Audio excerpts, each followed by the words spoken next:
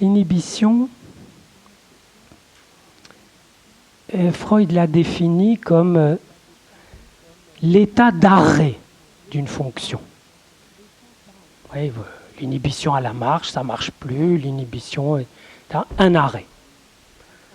Il suggère que cet arrêt serait dû à une érotisation excessive de cette fonction.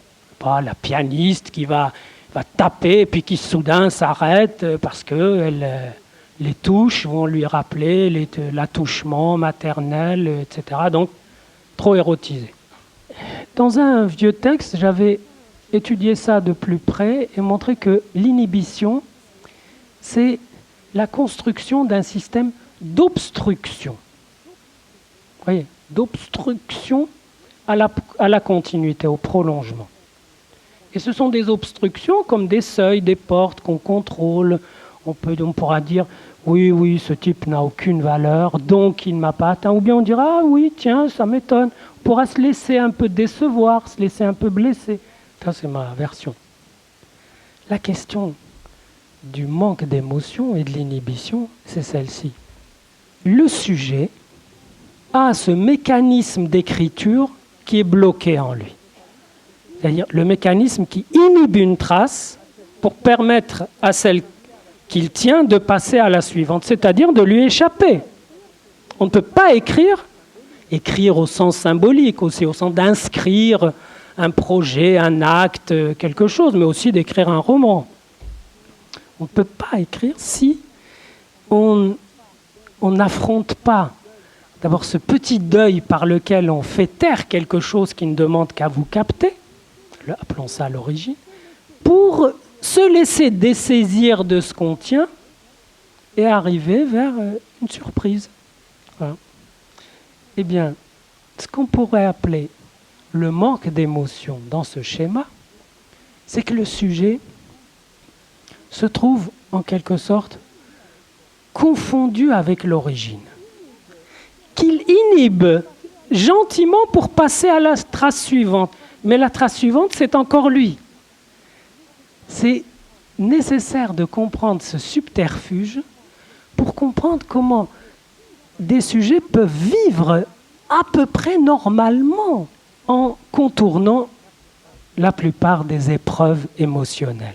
Et il faut bien dire, ça n'est pas une espèce de surenchère idéologique, il faut bien dire que notre société s'y prête admirablement à cette espèce de réduction du sujet au point origine d'où il se trouve, pour que cette inhibition, finalement, n'inhibe pas grand-chose de ce point. C'est-à-dire il n'a pas de deuil à faire, il est là où il est identique à lui.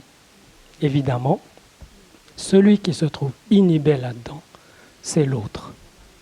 C'est-à-dire qu'on arrive à un concept nouveau, c'est que l'autre, dans le manque d'émotion, c'est l'autre qui est inhibé, qui est amorti, en quelque sorte.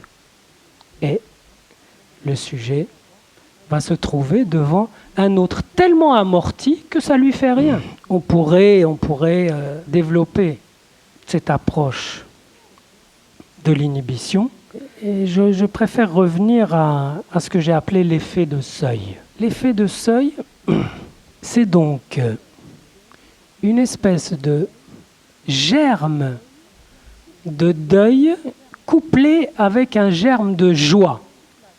Une espèce de couplage de joie et de deuil à l'état infinitésimal. Qui est la joie? La joie, qu'est-ce que c'est? La joie, c'est le plein sentiment d'exister. Et d'exister même, quand c'est de l'amour, Spinoza a dit que l'amour c'est de la joie liée à l'idée d'une cause extérieure. Donc quand vous êtes dans la joie et que vous regardez un objet, c'est-à-dire un être, et que vous trouvez que ça passe, voilà, il ne veut pas plus que ça pour l'amour. C'est très rigoureux. Hein.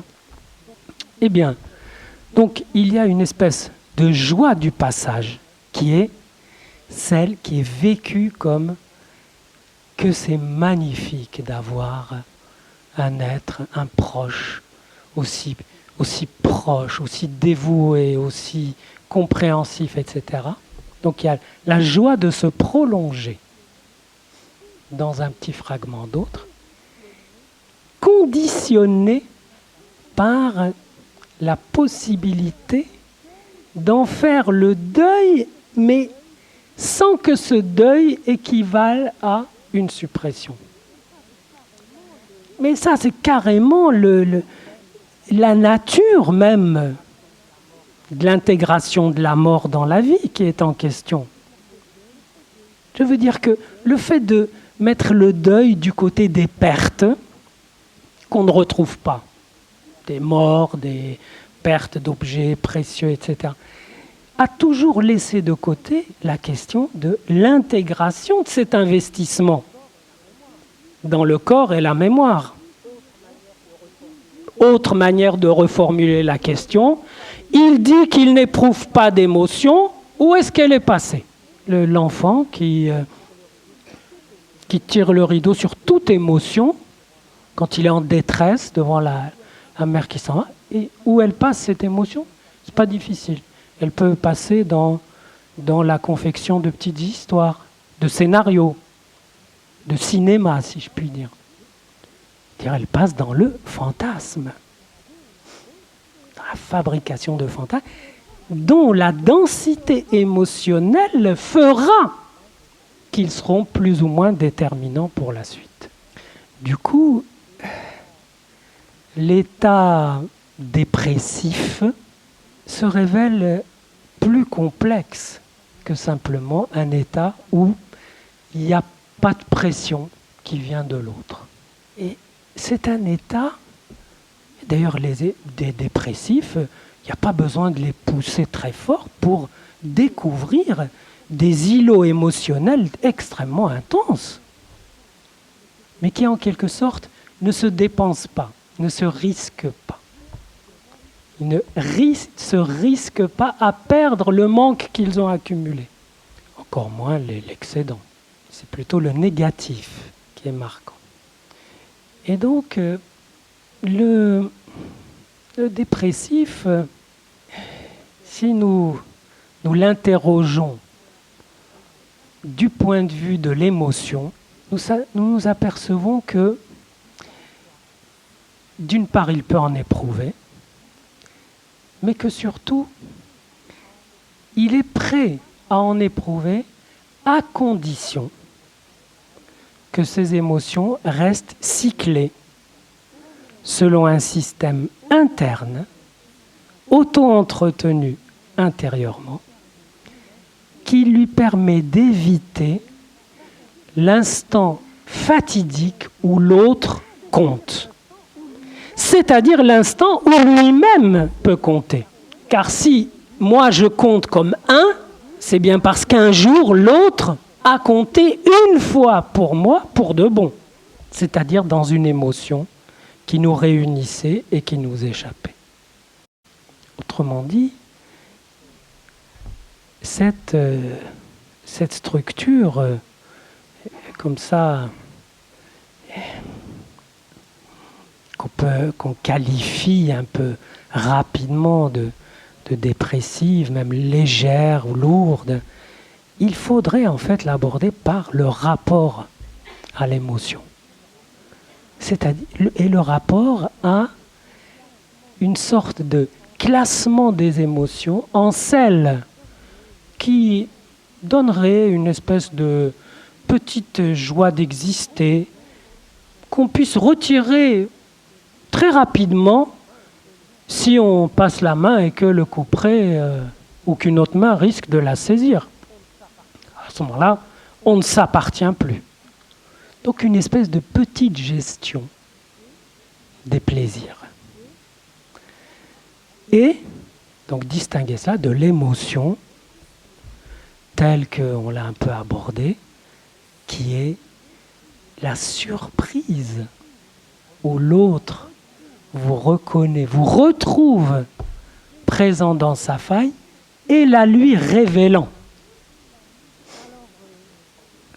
Alors, puisqu'on peut continuer très loin, on va s'arrêter sur juste un petit élément qui fait écho à cette nécessité d'avoir une vengeance, c'est-à-dire une réponse agressive à surmonter, comparée avec la fameuse idée,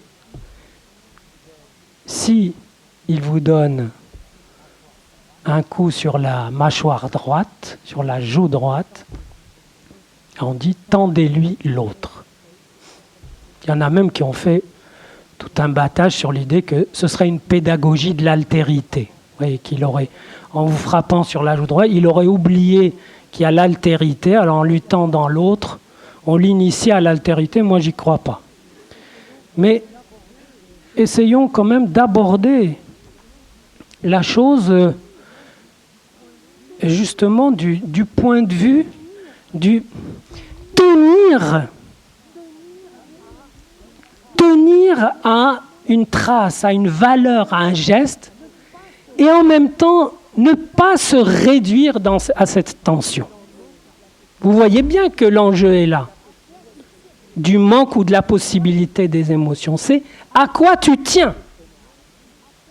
Si vous ne tenez à rien, ça va. Simplement, l'ennui quand on ne tient à rien, c'est qu'on reçoit un vent chaud du désert qui revient et qui dit « Alors, qu'est-ce que tu fous là ?» Oui, mais sinon, donc tous ceux qui tiennent debout tiennent à quelque chose. Et le problème, c'est bien la négociation de cette tricherie, où il faut tenir à quelque chose avec possibilité de n'avoir pas l'air d'y tenir. Vous voyez où ça va? Alors, il vous frappe sur la joue droite. Quelle est la signification de lui tendre la gauche comme pour le vider de sa violence et donc faire de lui une espèce d'idéal? Les commentateurs se sont arrachés beaucoup de cheveux. Ils ont dit, en réalité, ce passage signifie « Ne te dresse pas devant le méchant ». Et puisqu'il est méchant, c'est qu'il est malheureux. Donc ne te dresse pas devant le malheureux. Je trouve qu'ils y vont fort.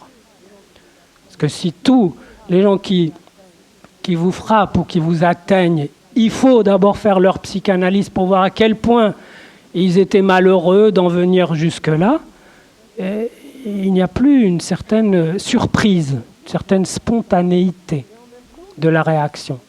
Et en même temps, on ne peut pas se réduire à cette riposte ou à cette vengeance. Eh bien, le problème de ça, il est là.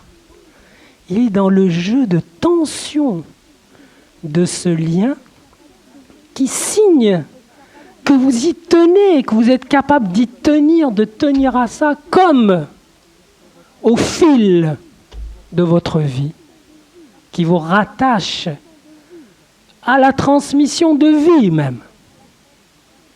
Et qu'en même temps, tout se passe comme si on pouvait couper le lien et refaire un nœud à côté. Mais pas si facilement. C'est ce que j'appelais autrefois la coupure lien. Car le fait qu'un lien authentique inclut